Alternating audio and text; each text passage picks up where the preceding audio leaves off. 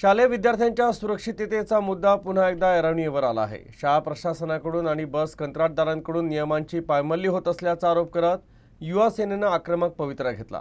विद्यार्थ्यांच्या जीवाशी तडजोड खपवून घेतली जाणार नाही असा इशारा देत युवा सेनेच्या पदाधिकाऱ्यांनी प्रशासनावर ताशेरे ओढले। महाराष्ट्र शासनाच्या शालेय शिक्षण विभागानं विद्यार्थ्यांच्या सुरक्षिततेच्या दृष्टीनं 13 मे 2025 रोजी सर्व शाळा आणि स्कूल बसमध्ये सीसीटीव्ही कॅमेरे बसवणं बंधनकारक करणारा शासन निर्णय जारी केला होता।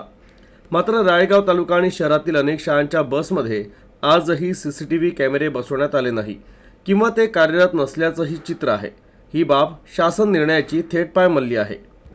युवा सेना तालुका राळेगाव यांच्या वतीनं या संदर्भात उपविभागीय अधिकाऱ्यांना तसंच गटशिक्षणाधिकाऱ्यांना निवेदन सादर करून प्रशासनाचं लक्ष वेधण्यात आलं।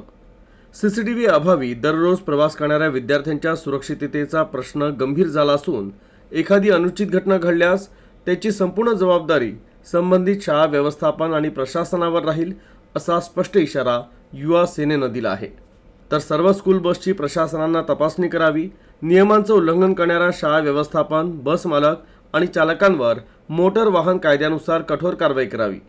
तसंच सीसीटीव्ही बसवण्यासाठी ठोस कालमर्यादा निश्चित करून त्याची सक्तीनं अंमलबजावणी करावी अशी भूमिका युवा सेनेनं घेतली आहे।